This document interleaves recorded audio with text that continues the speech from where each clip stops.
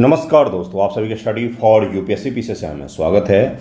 Modern history हम लोग पढ़ रहे हैं, उसका 5वां वीडियो होगा ये। आज के वीडियो में हम लोग शुरू कर रहे हैं, एक वीडियो में तो कभी समाप्त नहीं हो सकता है, वो है गांधीवादी आंदोलनों को पढ़ेंगे। आज से हम लोग 2 वीडियो होगा, आई थिंक 2 या 3 वीडियो में इसको हम लोग एंड करेंगे। सबसे ज़्यादा मॉडर्न हिस्ट्री में कहीं से सवाल आते हैं तो गांधीवादी आंदोलन से पूछे जाते हैं। गांधी जी के बारे में पढ़ना शुरू कर रहे हैं तो उनके बारे में ही एक कोट से शुरू करते हैं, जो इन्होंने कहा था कि आप जो परिवर्तन दूसरों में लाना चाहते हैं उसकी शुरुआत खुद से कीजिए। पहले आप खुद में परिवर्तन लाइए, तभी आप दूसरों में उस परिवर्तन को ला सकते हैं। अगर आपको खुद सम्मान प्राप्त करना है तो हमेशा दूसरों का सम्मान किया कीजिए, आपको सम्मान मिलना शुरू हो जाएगा। अगर आप दूसरों से अच्छे व्यवहार की आशा रखते हैं तो खुद पहले अच्छा व्यवहार शुरू कीजिए, आपके अंदर धीरे धीरे करके परिवर्तन आने लग जाएगा। हमारे एक प्रधानमंत्री हुए हैं लाल बहादुर शास्त्री जी। उनका था कि हम ऐसा करेंगे कि देश में चूंकि अन्न की बहुत ज़्यादा कमी हो गई थी, उन्होंने बोला कि क्यों न हम ऐसा बोलें कि वीक में एक दिन बिना अन्न के रहा जाए। इस प्रकार के प्रमोट कर सकते जिससे हमें अन्न बाहर से मंगवाना ना पड़े, ऐसा कंडीशन हो गया था। तो इसका शुरुआत उन्होंने अपने घर से ही किया। अपने खुद और अपने बच्चों को भूखा रख के देखा कि रह पाते हैं कि नहीं मेरे घर के बच्चे, तभी मैं इसको देशवासियों के लिए आह्वान करूँगा। तो गांधीवादी आंदोलन जो है, इसमें सामने वाले को जीतना होता है, ना कि हराना होता है। आपको सामने वाले को विवश करना होता है कि आप अपने फैसले को बदलिए। खुद को आप कष्ट दे रहे होते हैं, सामने वाले को आप कोई नुकसान नहीं पहुंचाते। सत्याग्रह में खुद भूखा रहा जाता है, खुद अन्न त्यागा जाता है, जल त्याग किया जाता है, ना कि दूसरे का नुकसान पहुंचाया जाता है। ये भी देखेंगे कि व्हाट्सएप यूनिवर्सिटी का जो ज्ञान है वो गांधी जी के बारे में कितना सही है, कितना गलत है। आजकल चला है ना, व्हाट्सएप यूनिवर्सिटी है, देश की सारी यूनिवर्सिटियों की कंडीशन ख़राब हो रही है, ये यूनिवर्सिटी धीरे धीरे बढ़ रही है। तो इसको भी हम लोग देखेंगे कि नए जो चिंटपुंजिए नेते आते हैं, झट से वो मुँह उठा करके गांधी जी के बारे में अंट संट बोलते हुए आपको मिल जाएंगे। बहुत सारे लड़के भी मिल जाएंगे कॉलेज स्कूल के, जिनके कॉलेज में 4 साल बैचलर डिग्री कभी नहीं मिल पाता है, उसके खिलाफ तक आंदोलन नहीं कर पाते। और एक बूढ़ा आदमी पृथ्वी पर जिसका सूर्यास्त नहीं होता था, उस ब्रिटिश साम्राज्य के खिलाफ अकेले लड़ रहा था, देशवासियों के साथ मिलकर के।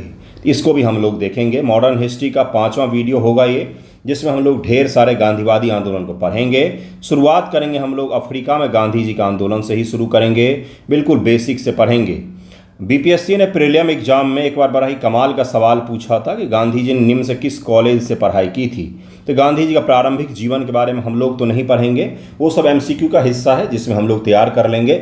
शुरुआत में जहाँ से कर रहा हूँ वो कौन सा है, तो है आपका अफ्रीका में गांधी जी के जो आंदोलन है, इसको हम लोग पढ़ेंगे। उसके पश्चात से फिर 1917 पढ़ेंगे, फिर 1918 पढ़ेंगे, फिर 1919 पढ़ेंगे, असहयोग और खिलाफत और असहयोग। उसके बाद से बारडोली एक सत्याग्रह को भी हम लोग डिटेल में पढ़ेंगे,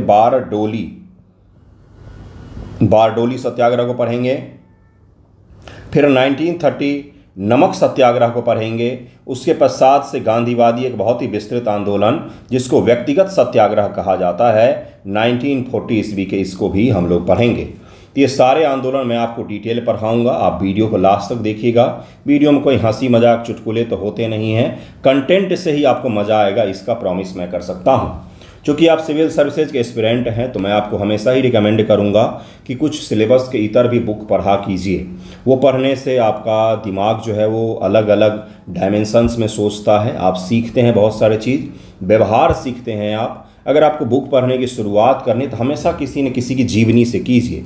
जैसे कि गांधी जी की जीवनी जो है, सत्य के साथ मेरा प्रयोग, हर भारतीय को पढ़नी चाहिए। और दूसरा किताब जो है हिंद स्वराज, बहुत ही पतली सी बुक आती है, मेरे पास अभी यहाँ पर रखा हुआ नहीं है, नहीं तो मैं आपको दिखा देता। इतनी पतली सी बुक आती है हिंद स्वराज की, अलमारी में है, हिंद स्वराज इतनी पतली सी बुक आती है। और सत्य के साथ मेरे प्रयोग थोड़ा सा मोटा सा बुक है। इन दोनों बुक को तो आपको गारंटेड पढ़ना चाहिए, पढ़ना ही पढ़ना चाहिए।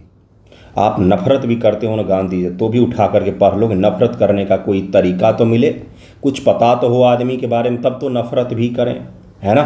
करने वाले हैं ना आजकल गांधी से नफरत करने वाले। तो इन दोनों किताब को ज़रूर पढ़िए। एक और है, भगत सिंह जी की किताब है मैं नास्तिक क्यों हूँ, ये सब किताबें ज़रूर ही पढ़नी चाहिए। सुभाष चंद्र बोस की जीवनी है एक, जो उसको भी पढ़ा कीजिए। सरदार पटेल के बारे में किताब लिखा मेनन साहब ने, उसको भी पढ़ा कीजिए। तो इन चीज़ों को पढ़ा कीजिए। बिल्कुल इंस्टाग्राम रील भी देखना चाहिए, उसमें कोई आपत्ति नहीं है, बिल्कुल देखिए। म्यूजिक, डांस, गीत, संगीत सब कुछ देखिए, लेकिन किताबों से रूबरू होते रहना चाहिए। महात्मा गांधी जी ने भारत में स्वतंत्रता संग्राम का प्रमुख नेता माना जाता है। गांधी जी ने अपने जीवन का 1893 से लेकर के 1914 ईस्वी तक का जो टाइम पीरियड है, ये दक्षिण अफ्रीका में इन्होंने बिताया था। ये ज़रूर ही ध्यान में रखिएगा, कई बार बीपीएससी प्रीलियम में या किसी भी प्रीलियम एग्जाम में ये टाइम पीरियड भी पूछ लेगा आपसे, ओके। और उसके पश्चात से 1915 में इनका भारत वापसी हो जाता है, जनवरी के महीने में, ठीक है। 1893 में और वहाँ पर गए। गांधी जी एक वकील के रूप में दादा अब्दुल्ला कंपनी के लिए कानूनी मामले को सुलझाने के लिए दक्षिण अफ्रीका गए थे। इनका भी नाम ध्यान रखना है। सारे फैक्ट जो मैं आपको चिन्हित करते जाऊंगा उसको अलग से याद रखिएगा, क्योंकि गांधी जी और उनसे जुड़े हुए आंदोलन, उनसे जुड़े हुए व्यक्ति के बारे में हर छोटा से छोटा बड़ा जो फैक्ट होता है ये आपके एग्जामिनेशन के लिए इम्पोर्टेंट ही होता है। डरबन नटाल प्रांत है दक्षिण अफ्रीका का, वहाँ पर वो गए थे। घटना आपको याद ही है, वो ट्रेन के फर्स्ट क्लास में बैठे हुए थे। पिट्समैरिट्जबर्ग ये रेलवे स्टेशन है, यहीं पर उनको निकाल करके स्टेशन पर गिरा दिया गया था। उसके पश्चात जो हुआ वो बाकी सब इतिहास ही है कि क्या क्या हुआ है। भारतीयों की स्थिति क्या था, तो भारतीयों को वोट देने का अधिकार नहीं था, उन्हें निश्चित क्षेत्र में रहने की अनुमति थी। व्यापार और संपत्ति के अधिकार उनके सीमित किए गए थे। ब्लैक एक्ट जैसे कानून के तहत भारतीयों को पंजीकरण करवाना अनिवार्य था, जिसे वे अपमानजनक मानते थे। और उस पंजीकृत किए हुए जो आईडी कार्ड होता था उसको हमेशा ही अपने साथ कैरी करना पड़ता था, कभी भी उसकी जांच की जा सकती थी। इसी प्रकार से बस, सार्वजनिक परिवहन, सड़क, हर जगह उनको नस्ल भेद का शिकार होना पड़ता था। गांधी जी का प्रमुख आंदोलन कौन से रहे, ईयर याद रखना है, 1894, नटाल इंडियन कांग्रेस। गांधी जी ने भारतीय समुदाय को संगठित करने के लिए 1894 में नटाल इंडियन कांग्रेस की स्थापना की। ये प्रीलियम एग्जाम में बहुत बार पूछा गया है, इसको याद रखना है आपको। भारतीयों के अधिकारों की रक्षा करना, नस्ल भेदी कानूनों का विरोध करना और एकजुटता बढ़ाना इसका मुख्य उद्देश्य था। इस संगठन ने भारतीयों को एक मंच प्रदान किया ताकि आपस में मिलकर के वो सामाजिक और राजनीतिक जागरूकता खुद के अंदर में ला सकें, भारतीयों को एकजुट किया जा सके। गांधी मूवी अगर आपने देखा होगा, गांधी मूवी जिसको कई सारे ऑस्कर पुरस्कार भी मिला, यूट्यूब पर अवेलेबल है, आप देख सकते हैं गांधी मूवी के बारे में। तो वहाँ पर आप देखेंगे तो ये इन चीज़ों को दिखाया हुआ है कि नटाल कांग्रेस की उन्होंने स्थापना की, इसको दिखाया गया है। सत्याग्रह की शुरुआत 1906 ईस्वी में की जाती है। 1906 में ट्रांसवाल सरकार ने एशियाटिक रजिस्ट्रेशन एक्ट, जिसको ब्लैक एक्ट, लागू किया, जिसके तहत सभी भारतीयों को अनिवार्य रूप से पंजीकरण करवाना था। गांधी जी का पहला सत्याग्रह यहीं से शुरू होता है, इसी का उन्होंने विरोध किया और बोला कि हम पंजीकरण नहीं करवाएंगे, हम इस कानून का विरोध करते हैं। गांधी इस कानून का विरोध करने के लिए अहिंसक प्रतिरोध की रणनीति शुरू की, जिसे उन्होंने बाद में सत्याग्रह नाम दिया है, सत्याग्रह नाम दिया उनको के, इसको भी याद रखिएगा। 11 सितंबर 1906 को जोहान्सबर्ग में एक सभा में गांधी जी ने भारतीय समुदाय को इस कानून के खिलाफ में एकजुट करने का सबसे पहला प्रयास किया। तो दो अभी तक आंदोलन आए, एक सत्याग्रह की शुरुआत 1906 में होता है और एक है आपका नटाल इंडियन कांग्रेस, 1894 में उन्होंने स्थापित किया था। टॉलस्टॉय बहुत बड़े लेखक हुए हैं और इनकी किताब का नाम है वॉर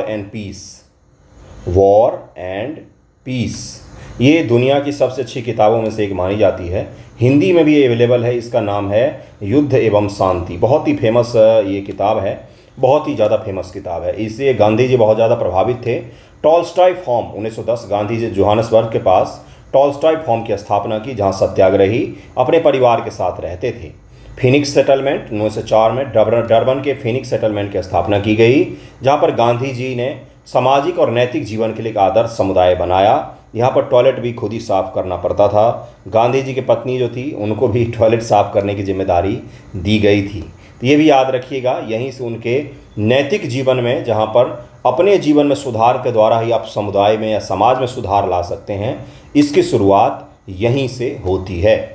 1913 का सत्याग्रह आंदोलन, 1913 में एक नए कानून ने गैर ईसाई विवाहों को अवैध घोषित कर दिया। दक्षिण अफ्रीका में ऐसे विवाह जो गैर ईसाई तरीके से किए गए थे उन सभी विवाहों को अवैध घोषित कर दिया गया था। अब मुझे बताइए, जो भारतीय थे, अफ्रीकी लोग थे जिन्होंने इस ईसाई रीति रिवाज से विवाह नहीं किया था, क्या उनकी सभी की संतानें अवैध हो गई? क्या उनके सभी विवाह अवैध हो गए? क्या इस चीज़ के खिलाफ उन्होंने बहुत ही बड़े पैमाने पर आंदोलन किया था। खनिकों और मजदूरों ने हड़ताल किया, महिलाओं ने भी आंदोलन में भाग लिया। गांधी जी को कई बार गिरफ्तार किया गया था। 1914 में गांधी समझौते के तहत कई मांगें मान ली गई, जैसे गैर ईसाई विवाहों को मान्यता दिया गया, कुछ कर वगैरह को भी हटा दिया गया। और इस प्रकार से दक्षिण अफ्रीका से गांधी जी 1914 के पश्चात से वापस आने की तैयारी शुरू करेंगे। लेकिन ऐसा नहीं है कि गांधी जी के आने के बाद, इन सारे आंदोलन के बाद दक्षिण अफ्रीका में नस्ल भेदी चीज़ें बंद हो गई।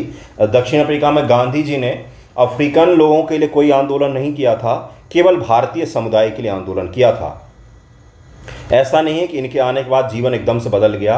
कुछ जो बेसिक अधिकार थे उसमें जरूर कटौती हुई, बढ़ोतरी हुई, और बेसिक अधिकार मिले भी भारतीयों को गांधी जी के सत्याग्रह के कारण। तो ये जरूर ही ध्यान में रखिएगा, इनमें से कुछ चीज़ें आपसे पूछी जा सकती हैं।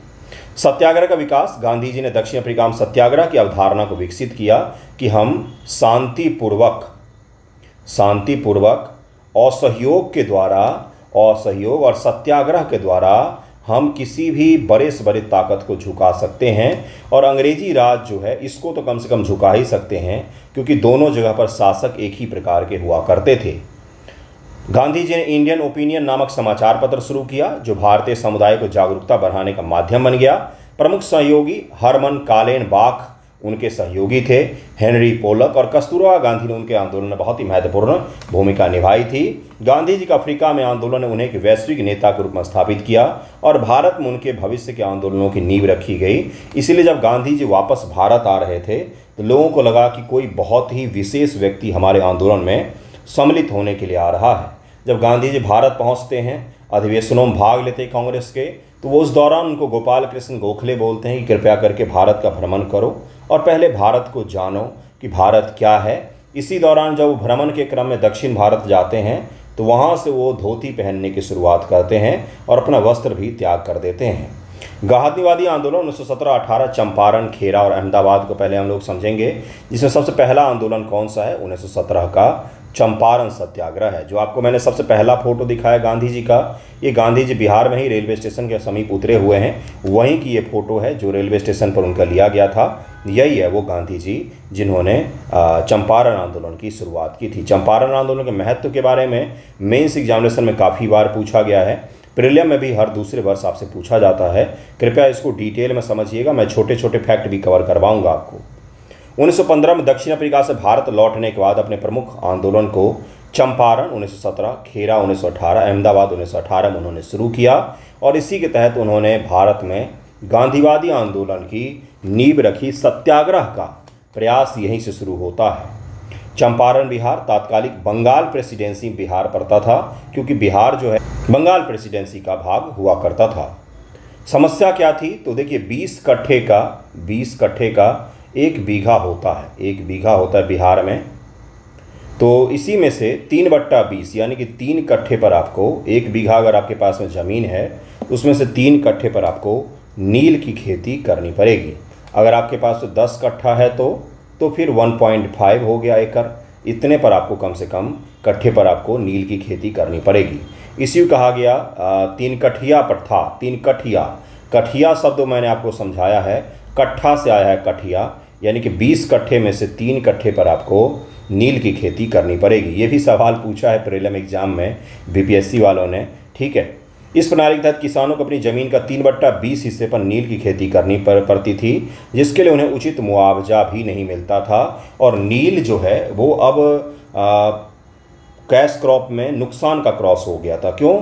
क्योंकि जर्मनी में आपको रासायनिक नील का आविष्कार हो चुका था, तो मार्केट में इसके दाम भी नहीं मिलते थे। दूसरा क्या होता था कि नील के उत्पादन से ज़मीन की उपजाऊ जो है शक्ति वो धीरे धीरे करके कम होने लग गई थी। इसके कारण से नील की खेती वहाँ के किसानों के लिए बहुत ही ज़्यादा कष्टदायी बन गई थी और नील को आप खा भी नहीं सकते हैं। तो भूखमरी और अकाल जैसी जो कंडीशन है वो भी यहाँ पर इसी के कारण से क्रिएट हो रहा था, क्योंकि नील जो है वो भोज्य पदार्थ नहीं है जिसको खा करके भूख मिटाया जा सके। इसलिए जब गांधी जी यहाँ पर गए तो यहाँ किसानों की कंडीशन देख करके वो चकित हो गए। अत्यधिक गरीबी, मतलब भुखमरी की गरीबी की स्थिति मौजूद थी यहाँ पर। दो समय का अन्न तो बहुत दूर की बात है, अन्न कभी मिल जाए तो वही बहुत बड़ी चीज़ थी यहाँ किसानों के लिए। किसानों को नील की कम कीमत दी जाती थी। बागान मालिक अवैध कर वसूलते थे, जिसको अबवाब कहा जाता है। किसानों को नगद फसलों की जगह पर खाद्यान्न फसलों की खेती से वंचित किया जाता था। स्थानीय किसान नेता राजकुमार शुक्ल ने गांधी जी को चंपारण की स्थिति से अवगत कराया और उन्हें वहां आने के लिए आमंत्रित किया कि आप चंपारण आइए और वहां से अपने आंदोलन की शुरुआत कीजिए। वहां का कंडीशन बहुत ही दयनीय है। ये जो राजकुमार शुक्ल हैं, ये अलग अलग कांग्रेस अधिवेशन में भाग लेने जाते थे और वहाँ के नेताओं से आग्रह करते थे, कृपया करके आप किसानों के बारे में सोचिए, चंपारण चलिए। लेकिन कांग्रेस की उस समय में प्रायोरिटी कुछ और हुआ करती थी। पहला आंदोलन, इसीलिए सत्याग्रह को इतना ज़्यादा महत्व है चंपारण का, क्योंकि पहली बार लोकल समुदाय, ग्रामीण समुदाय, छोटे स्तर के किसान, गरीब किसानों का मुद्दा राष्ट्रीय पटल के आंदोलन का विषय बना। इसीलिए चंपारण को इतना महत्व दिया जाता है। वो किसके कारण से बना? तो राजकुमार शुक्ल और गांधी जी के प्रयासों के फलस्वरूप बना है। आंदोलन के मुख्य प्रणेता बने महात्मा गांधी। स्थानीय किसान नेता राजकुमार शुक्ल, जिन्होंने गांधी जी को चंपारण लाने में बहुत ही महत्वपूर्ण भूमिका अदा की। इन्होंने गांधी जी को लखनऊ अधिवेशन में मिले ये और वहाँ पर इनसे बोला कि आप कृपया करके आइए एक बार चंपारण, और वहाँ पर स्थिति को देखने के पश्चात कुछ कर सकते हैं। ब्रजकिशोर प्रसाद, बाबू ब्रजकिशोर प्रसाद, राजेंद्र प्रसाद बाद भारत के पहले राष्ट्रपति बनते हैं। अनुग्रह नारायण सिन्हा, जेबी कृपलानी, महादेव देसाई, ये सब के सब उस समय यंग वहाँ के लीडर हुआ करते थे, जो सब इसमें पार्टिसिपेट कर रहे थे। इसके अलावा कई सारे वकील भी हैं जिन्होंने पार्टिसिपेट किया, जो आगे जा कर के बड़े नेता बनेंगे। अंग्रेज अधिकारी विलियम हेड, चंपारण के कलेक्टर, जिन्होंने गांधी जी को क्षेत्र छोड़ने के आदेश दिए, लेकिन गांधी जी ने बोला कि हम आपका आदेश नहीं मानेंगे। ये बहुत बड़ी घटना थी कि कोई अंग्रेजी कलेक्टर किसी भारतीय नेता को आदेश दे रहा है और भारतीय नेता कह रहा है कि हम आपका आदेश नहीं मानेंगे, हम चंपारण आएंगे ही। एडवर्ड गेट, बिहार के लेफ्टिनेंट गवर्नर, जिन्होंने जांच समिति गठन को मंजूरी दी। जेडी डोनावन, ये जांच समिति के सदस्य में से एक रहे हैं। आंदोलन का विवरण क्या था? अप्रैल 1917 में गांधी चंपारण पहुंचते हैं। उन्होंने किसानों की शिकायतों का अध्ययन करने के लिए सर्वेक्षण शुरू किया। पहले उन्होंने सर्वेक्षण शुरू किया, गांवों का दौरा करना शुरू किया, जगह जगह का भ्रमण करके पहले जानने की स्थिति कोशिश की कि भाई वाकई स्थिति है क्या, जिसका हमें इलाज निकालना है। गांधी जी को चंपारण छोड़ने का आदेश दिया गया, लेकिन उन्होंने अहिंसक ढंग से इसका विरोध किया और गिरफ्तारी दे दी।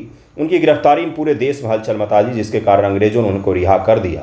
गांधी जी ने किसानों के दुखों का दस्तावेजीकरण किया, डॉक्यूमेंटेशन किया, डॉक्यूमेंट तैयार किया, खुद से जांच किया और पाया कि वाकई स्थिति जो है वो बहुत ही ज़्यादा गंभीर है। बागान मालिकों का अत्याचार को उन्होंने उजागर भी किया। गांधी ने सत्याग्रह की रणनीति अपनाई, जिसमें अहिंसक प्रतिरोध और जन जागरूकता शामिल थी। परिणाम क्या हुआ? तो चंपारण कृषि जांच समिति, एग्रीगेरियन कमेटी बनाई जाती है। अंग्रेज सरकार ने गांधी जी के मांग पर एक जांच समिति गठित की, जिसमें गांधी जी भी सदस्य थे।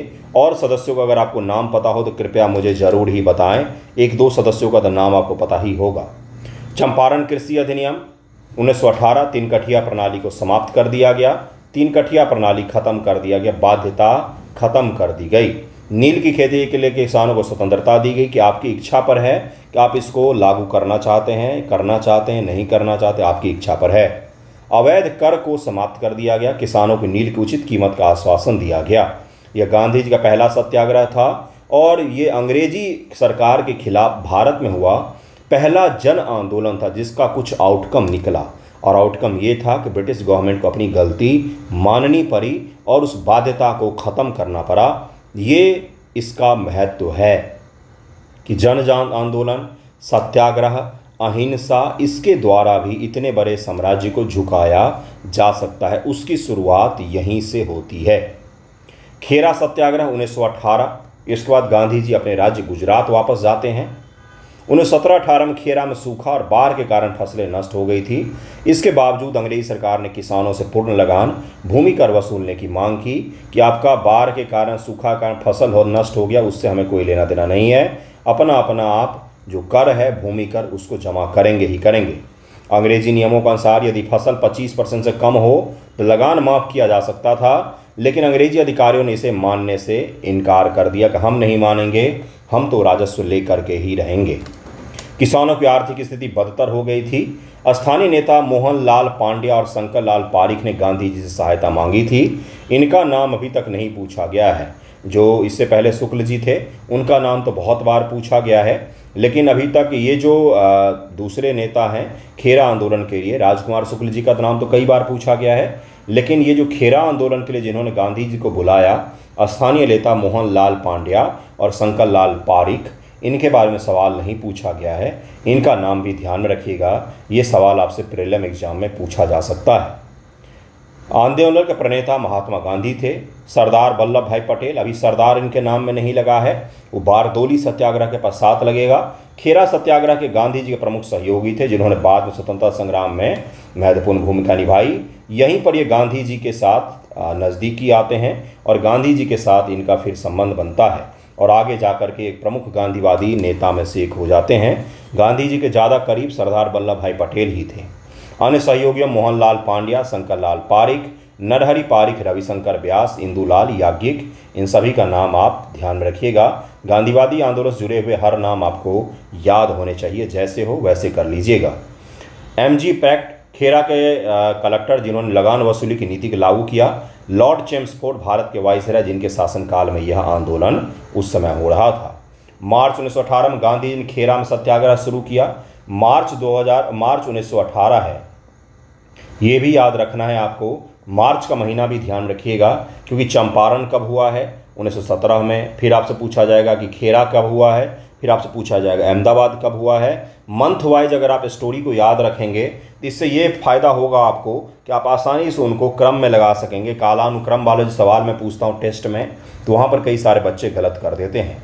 गांधी जी और वल्लभ भाई पटेल ने उन किसानों की लगान न देने के लिए प्रेरित किया।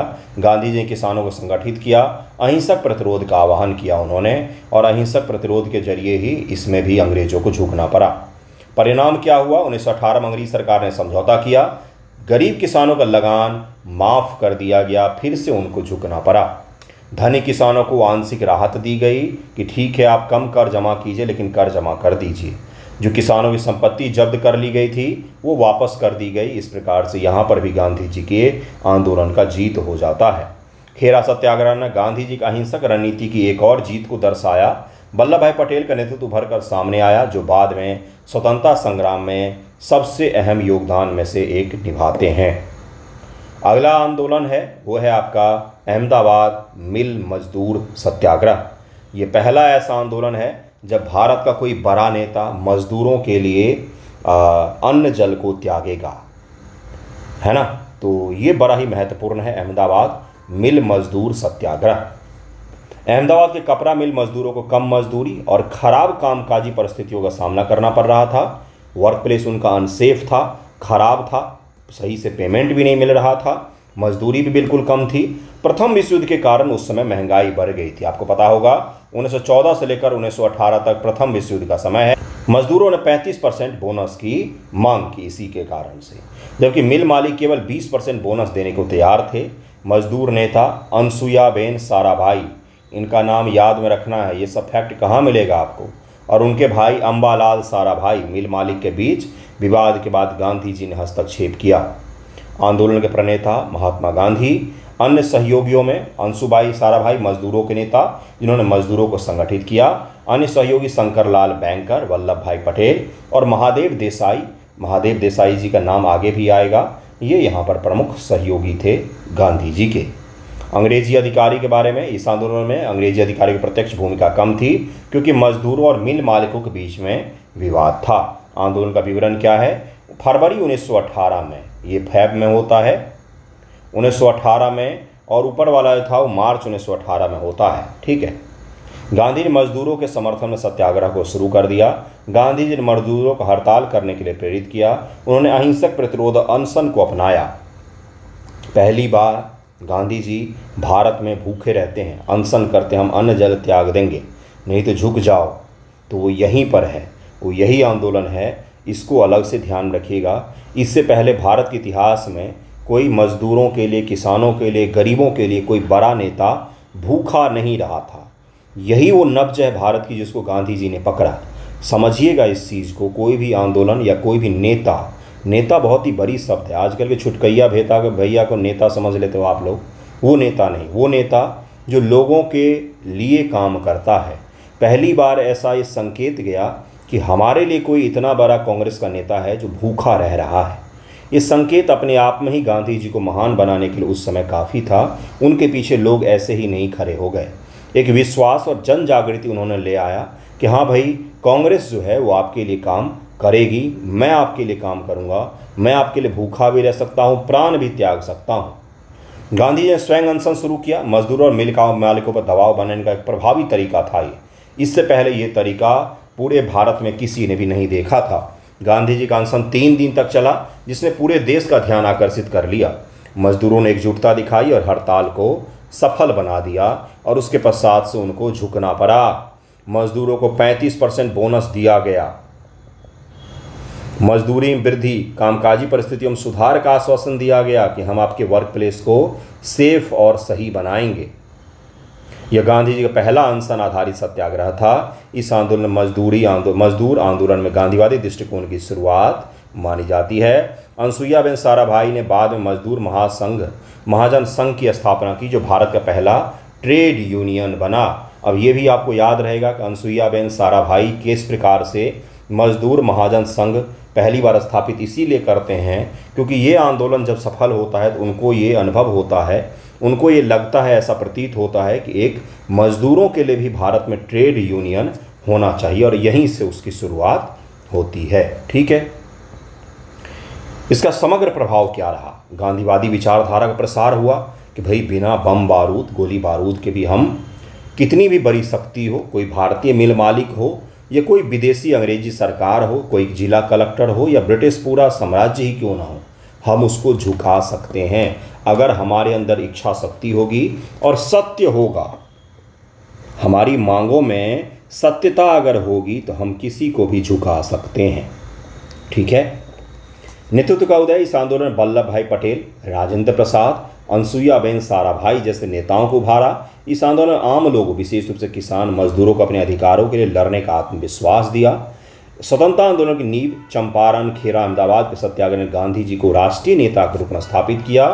अब वो एक भारत में प्रमाणित नेता बन चुके हैं। ऐसे ऐसे काम कर रहे हैं जो कांग्रेस या कोई और संगठन सोच भी नहीं सकता था कि ब्रिटिश गवर्नमेंट को हम किसी मुद्दे पर झुका सकते हैं। उनसे हम वापस पैसा लेकर के मजदूरों में, किसानों में बांट सकते हैं, उनके नियमों को परिवर्तित करवा सकते हैं, वो भी अहिंसक तरीके से, बिना एक बूंद खून गिराए, बिना किसी को चोट पहुंचाए।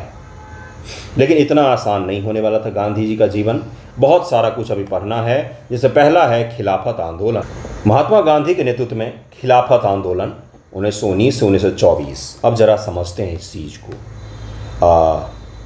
एक किताब लिखी गई अंग्रेज़ों के द्वारा जिसमें था इंडियन मुस्लिम्स, जिसमें कहा गया कि, इसका राइटर ज़रा सर्च कीजिएगा कौन है, इसमें कहा गया कि अगर भारत को, अंग्रेज़ी सरकार को बहुत दिनों तक गुलाम बना करके रखना है, समझिएगा मैं आपको विश्लेषण समझा रहा हूँ फैक्ट के जगह पर, तो भारत को एक काम, अंग्रेज़ी सरकार को एक काम करना पड़ेगा, भारत में हिंदू और मुस्लिम एकता को तोड़ना पड़ेगा।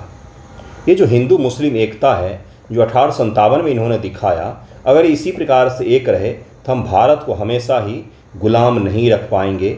ये दोनों अगर जुड़ जाते हैं तो भारत से बड़ी शक्ति कोई और हो ही नहीं सकता है। इसलिए हमें इनको अलग अलग करना पड़ेगा। इसलिए बांटो और राज करो की नीति को 1857 के पश्चात से इम्प्लीमेंट करना धीरे धीरे शुरू करते हैं। सर सैयद अहमद खान जो हैं वो इसके शिकार भी होते हैं, जिन्होंने एक राजभक्त सभा का गठन किया। राजभक्त सभा यानी कि अंग्रेज़ों के साथ भारतीय मुसलमान कभी विरोध नहीं करेंगे। इसमें सर सैयद अहमद खान हैं, बनारस के राजा भी हैं, और 1-2 लोग शामिल थे। यानी कि अंग्रेजी राज को भारत में सुरक्षित हमें रखना है, तभी मुसलमानों का कल्याण हो सकता है। एक से बढ़कर एक चीज़ें की गई। शिमला में कुछ मुस्लिम नेताओं को बुलाया गया और कहा गया कि कांग्रेस जो है वो आप लोगों को इग्नोर कर रही है, आप लोग एक अलग पार्टी का गठन क्यों नहीं करते हैं। 1906 में इनको बुलाया गया और उसके ठीक बाद 1906 के ठीक बाद ढाका में मुस्लिम लीग की स्थापना हो जाती है। ध्यान से सुनिएगा हर चीज़ को ताकि आपका थॉट प्रोसेस डेवलप हो। ढाका में आगा खां और कई सारे मुस्लिम नेता मिलकर के ढाका में, उसमें मोहम्मद अली जिन्ना शामिल नहीं थे, मोहम्मद अली जिन्ना कांग्रेस में थे उस समय, मुस्लिम लीग की स्थापना करते हैं। अब लीग जो है ये अलग दिशा में चल रही है और 1907 ईस्वी में संयोगवश कांग्रेस में फूट हो जाती है, यानी कि नरम दल और गरम दल अलग अलग हो जाते हैं। तो भारत का राष्ट्रीय आंदोलन कमज़ोर हो जाता है, जो मेन स्ट्रीम का आंदोलन है वो कमज़ोर हो जाता है, अहिंसक आंदोलन इस दौरान बढ़ जाता है। एनी बेसेंट और जो भारत के बहुत बड़े नेता जो जेल में थे, जेल से निकलते हैं, वो हैं कौन? बाल गंगाधर तिलक। इनके प्रयत्नों के फलस्वरूप नरम दल और गरम दल का एकीकरण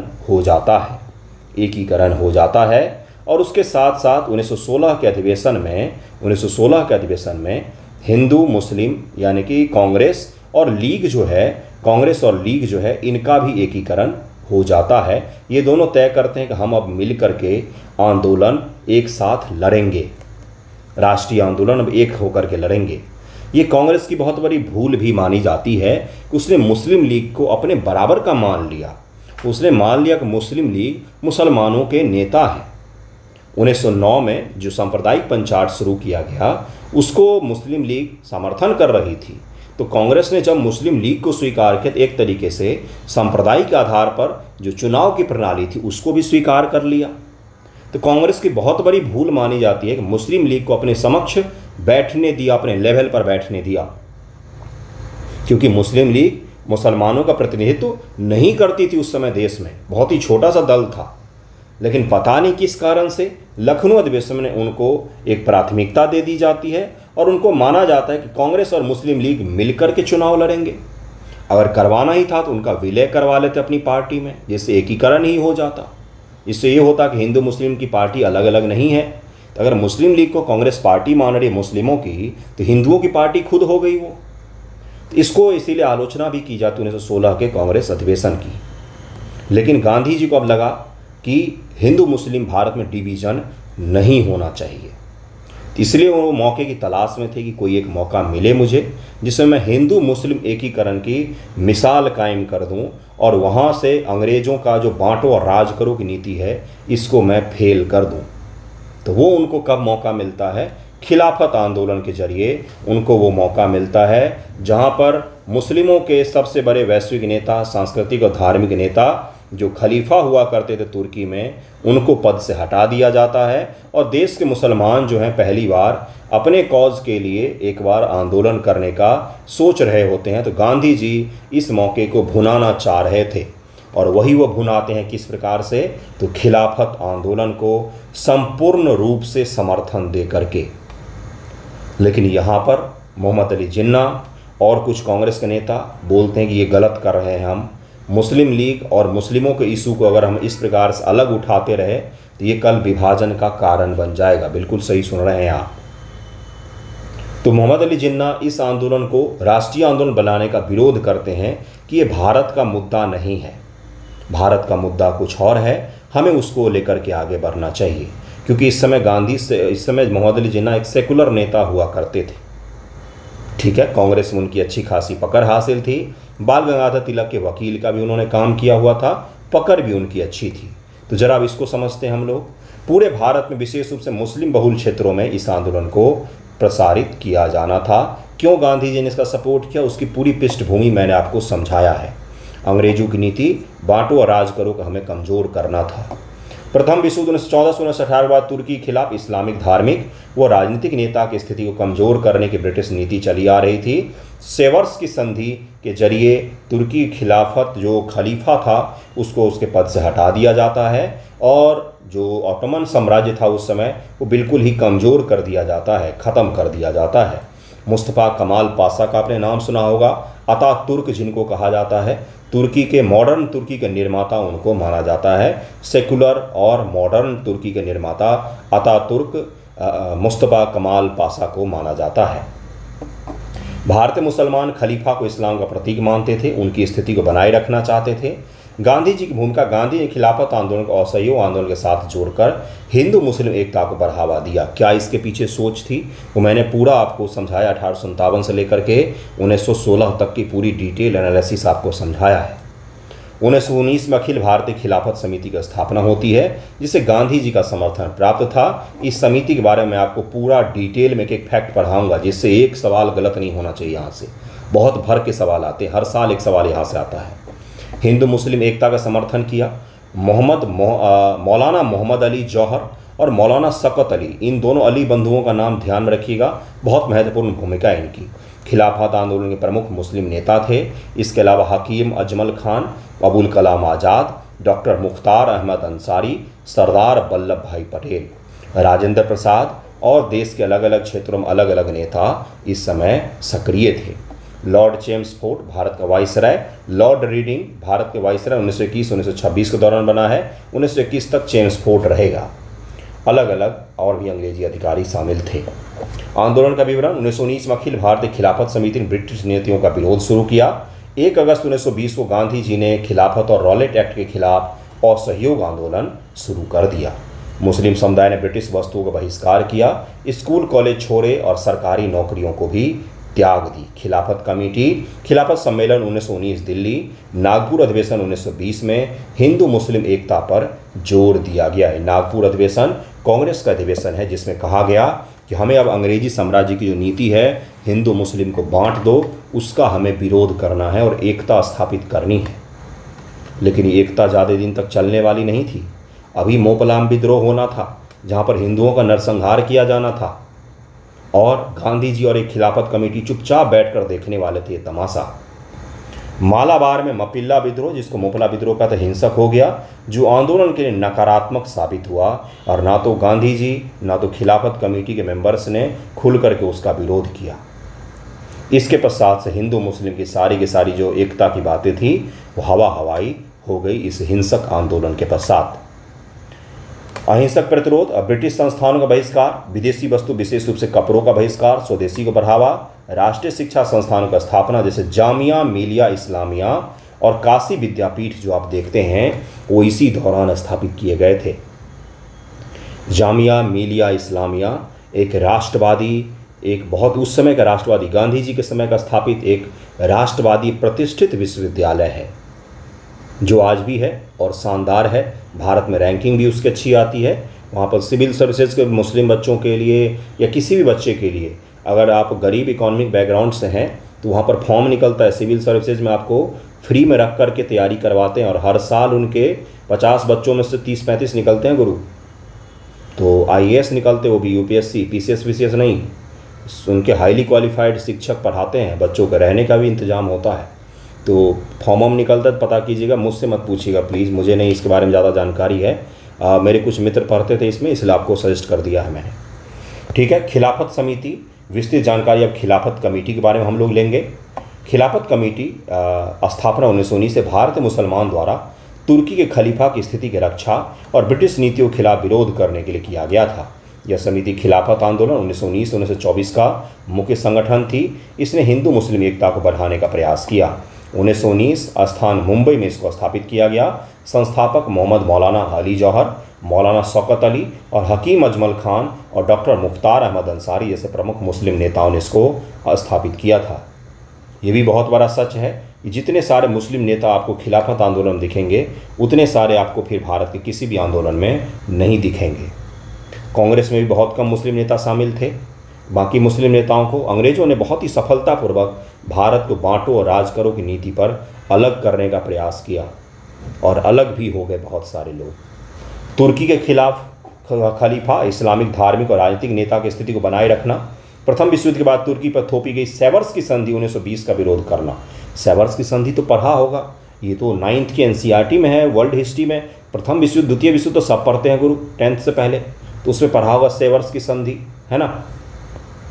भारतीय मुसलमानों को ब्रिटिश शासन के खिलाफ एकजुट करना, ये भी इसका एक लक्ष्य रखा गया था कि भारतीय मुस्लिम ब्रिटिश गवर्नमेंट के साथ में नहीं खड़े होंगे। उनका भी ये देश है और वो देश आपसे अपना वापस लेना चाहते हैं, इसीलिए वो आपके विरोध में खड़े होंगे। पृष्ठभूमि आपको बता ही दिया कि क्या हुआ था, सारा बता दिया है। प्रमुख नेता कौन है? तो मौलाना मोहम्मद अली जौहर खिलाफत समिति के प्रमुख नेता प्रखर वक्ता, मौलाना शौकत अली, हकीम अजमल खान, डॉक्टर मुख्तार अहमद अंसारी चिकित्सक और राष्ट्रीय नेता थे, मौलाना अबुल कलाम आज़ाद युवा प्रखर मुस्लिम नेता जो बाद में कांग्रेस के प्रमुख नेता बनते हैं, महात्मा गांधी, अन्य सहयोगियों में सेठ छोटानी, अब्दुल बारी और अन्य स्थानीय नेता शामिल थे। इसमें आपको मोहम्मद अली जिन्ना का नाम नहीं मिलेगा। संगठन गतिविधि अखिल भारतीय खिलाफत समिति 1919 बम्बई में स्थापित हुआ। यह समिति पूरे भारत फैली और स्थानीय स्तर पर खिलाफत समिति बनाई गई। खिलाफत का सम्मेलन दिल्ली सम्मेलन 1919, कराची सम्मेलन 1921 में इसका 2 सम्मेलन होता है। इतना सारा फैक्ट आपको कहीं पर मिल जाए तो मुझे बता दीजिएगा। असहयोग आंदोलन के साथ गठजोड़, गांधी जी के नेतृत्व में समिति ने असहयोग आंदोलन का समर्थन दिया, जिससे विदेशी वस्तुओं का बहिष्कार, सरकारी संस्थानों का त्याग और स्वदेशी को बढ़ावा देना शामिल था। ये दोनों आंदोलन पैरेलल रूप से चलेंगे, ठीक है। समिति ने समाचार पत्र जैसे अल हिलाल, मौलाना आज़ाद द्वारा और कॉमरेड मोहम्मद अली द्वारा के जागरूकता फैलाई गई। समिति ने जामिया मिलिया इस्लाम 1920 जैसे राष्ट्रीय शिक्षा संस्थानों की स्थापना में भी योगदान दिया। प्रमुख घटनाएं मैं आपको सारा बता चुका हूं। 1919 में अखिल भारतीय की खिलाफत कमेटी की स्थापना होती है और दिल्ली में पहला सम्मेलन होता है। 1920 गांधी जी ने खिलाफत समिति असहयोग को आंदोलन के साथ जोड़ दिया और 1 अगस्त 1920 को असहयोग आंदोलन भी साथ में ही शुरू कर देते हैं। 1921 में मालाबार में विद्रोह हो जाता है, जिससे इस आंदोलन को नुकसान पहुंचता है। 1924 में तुर्की मुस्तफा कमाल अतातुर्क ने खलीफा के संस्था को ही समाप्त कर दिया, जिससे खिलाफत आंदोलन का मुख्य उद्देश्य ही खत्म हो गया कि भारतीय मुस्लिम जिस खलीफा के लिए लड़ रहे थे, अतातुर्क मुस्तफा कमाल पाशा ने उस खलीफा को ही उखाड़ करके फेंक दिया कि इस्लाम का कोई आज से बड़ा वैश्विक नेता नहीं होगा। हम मॉडर्न युग में प्रवेश कर रहे हैं, मॉडर्न तुर्की की हम स्थापना करेंगे। और आज का जो तुर्की दिखता है उसके फादर अतातुर्क यानी कि मुस्तफा कमाल पाशा को माना जाता है। ये याद रहेगा। असहयोग आंदोलन के बारे में हम लोग नेक्स्ट वीडियो में पढ़ेंगे। 41 मिनट का वीडियो हो चुका है। आई होप आपको पसंद आया होगा। नहीं भी पसंद आया होगा तो झेल लीजिए, परीक्षा के लिए झेल लीजिए। कहीं पर कोई सुधार करना हो, एनालिसिस कैसा लगा, फैक्ट्स कैसा लगा, ये ज़रूर कमेंट करके बताइए। एक कमेंट और लाइक हमारे लिए महत्वपूर्ण होते हैं। डिजिटल ज़माना है, यही सब चीज़ें महत्वपूर्ण होती है हमारे लिए। धन्यवाद आप सभी का।